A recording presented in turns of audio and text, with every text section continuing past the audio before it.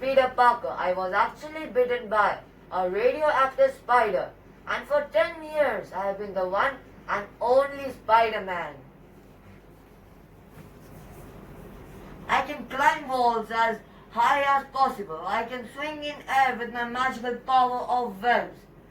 After the Stark internship, I developed my sixth sense. I use my power to do good to others and stand against the evildoers. In the past, I have defeated and stopped many evil powers from destroying the city and harming the innocent people. I have also fought in the Great War of Endgame, where I was promoted to an Avenger, and now my responsibilities towards the world is more. So no matter how many hits I take, I always manage to stand back as the one and only thing standing between the city and the oblivion is me, the friendly neighborhood Spider-Man. There's only one Spider-Man, and you are looking at him. Spider-Man, Spider-Man, does whatever a spider can.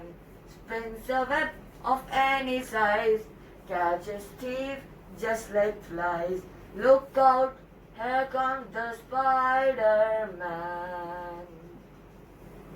Stay home, stay safe. Hello everyone, I am Ronald Weasley. My friends call me Ron. I have only two friends to be very particular. Harry Potter, the chosen one, and Hermione.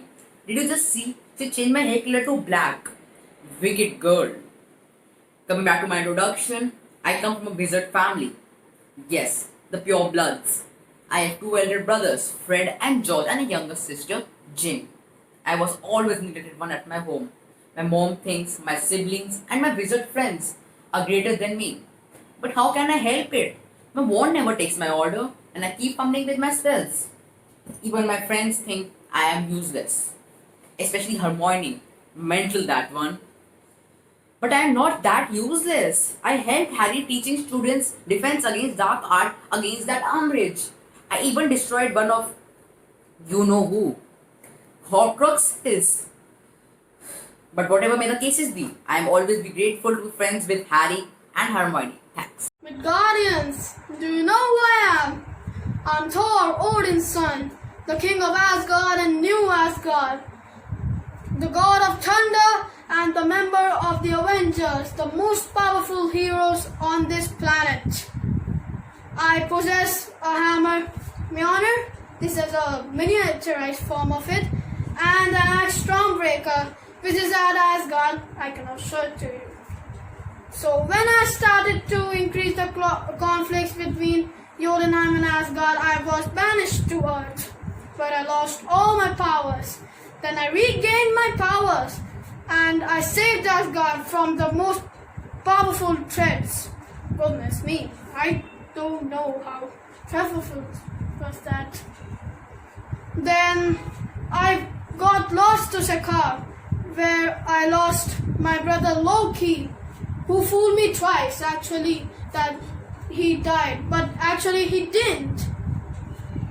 Then my sister Hela appeared out of nowhere, defeating me.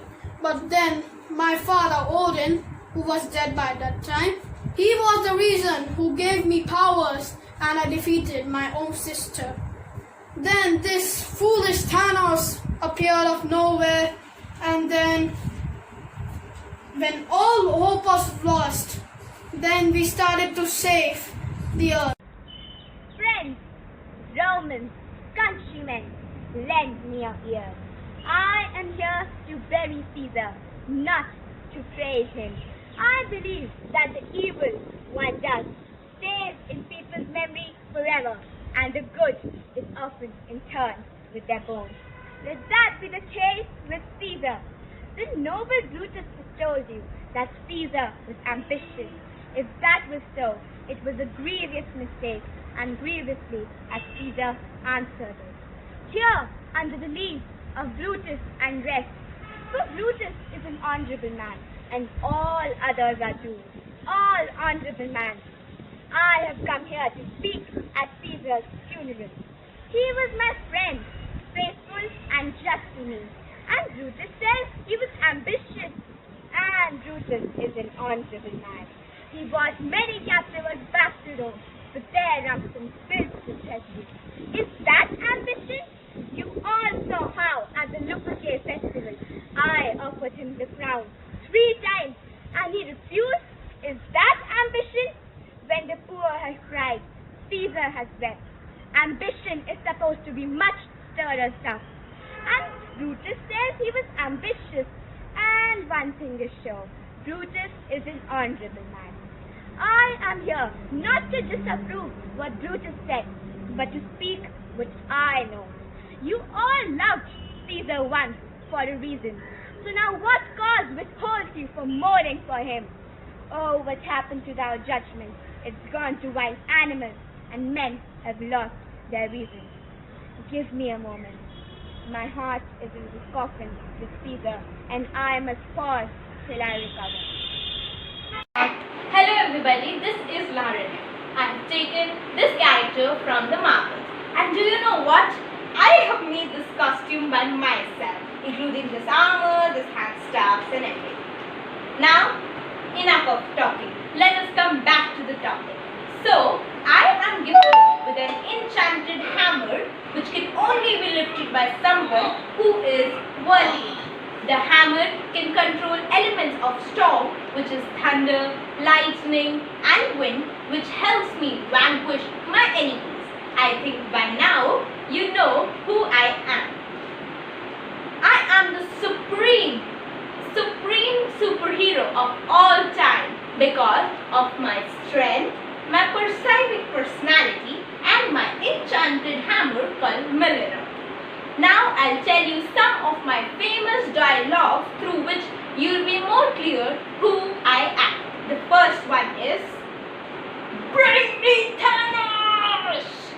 I, being heroic here, say this to Groot and other members behind me in the Infinity War. The second one is, "I told you, you die!" I said this to Thanos at the end of Infinity War, and then he just clicks his finger and he vanishes. This was very, very disappointing for me. But anyways, thank you. Hello everyone, I'm Harshit Singh of class 8B. I have read many books, but the book I like the best is Ashoka the Great. The character I like the most in this book is Ashoka the Great. So today, I will place some glimpses of Ashoka the Great's life. I am the Emperor of Emperors, the Samrat Chakravarti, Ashoka the Great. I have conquered vast lands from the Himalayas in the north to Mysore in the south, from Hindu Kush mountains to the Brahmaputra river in the east. I have conquered places like Kabul, Kandahar, Nepal and Kashmir. Now I am going to annex the kingdom of Kalinga. Ashoka was able to annex the kingdom of Kalinga after a long war, but when he saw blood spread and sorrow, he was shattered. What have I done? This is not victory. This is defeat. My injustice has affected so many young children and women. I swear that I would give up warfare. From that day onwards, Ashoka started ruling his kingdom according to the concept of Dhamma, which are based on the principles of Buddha. I would spread the principles of Buddha to various parts of the world through these pillars. These pillars will symbolize peace and harmony. This is how he completed his journey from an authoritative ruler to a peaceful Buddhist ruler. Thank you.